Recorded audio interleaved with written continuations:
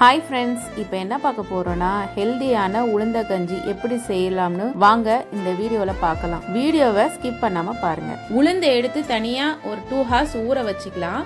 அந்த ஊற வச்ச கேப்பில் 3 துண்டு வெல்லம் எடுத்து அது அரை சொம்பு தண்ணி ஊற்றி மீடியம் ஃப்ளேமில் நல்லா ஒரு கொதிக்க வச்சுக்கோங்க.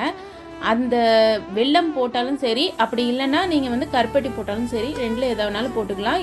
அது ரெண்டுமே ரொம்ப ருசியாக இருக்கும் அந்த கஞ்சிக்கு. அது தனியாக எடுத்து வச்ச கேப்பில் தேங்காய் இருக்கு இல்லையா, 1/2 மூடி தேங்காய் எடுத்து அதை நல்லா அரைச்சி புழிஞ்சு பால் எடுத்து கட்டியாக எடுத்து தனியாக வச்சுக்கோங்க.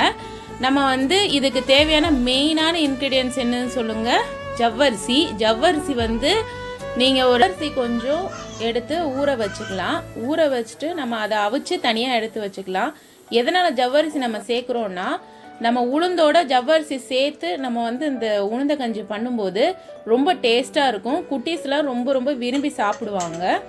ஊற வச்ச உளுந்தை எடுத்து அது ஒரு சொம்பு தண்ணி ஊற்றி 3லேருந்து 4 விசில் நல்லா போட்டு நம்ம விசில் போக வச்சு ஓப்பன் பண்ணி பார்க்கலாம்.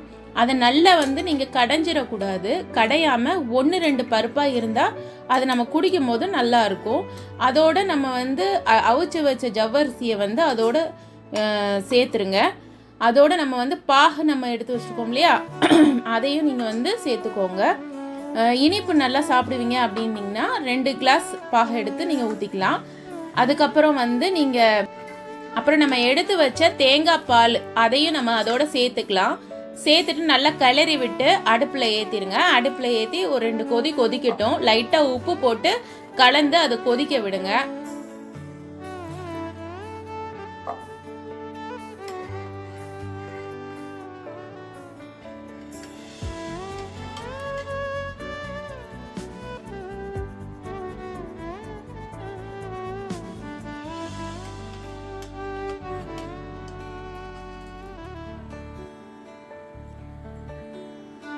நெய் 2 ஸ்பூன் ஊற்றி அதில் தேங்காய் திரும்பியும் ஒரு அரை மூடி தேங்காய் எடுத்து ஸ்லைஸாக வெட்டிக்கோங்க. ஸ்லைஸாக வெட்டின தேங்காவை அதோட போட்டு நல்லா பொன்னிறமாக, அதாவது சிம்மில் வச்சு நல்லா வறுத்துருங்க. வறுத்து தாளித்து அதோட கொட்டிடுங்க. இது டேஸ்டான உளுந்த கஞ்சி ரெடி.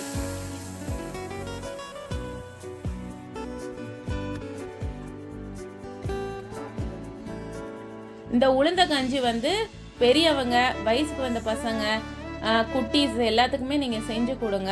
வீக்லி 2 இதை செஞ்சு கொடுங்க. ரொம்ப ஹெல்த்தியும் கூட.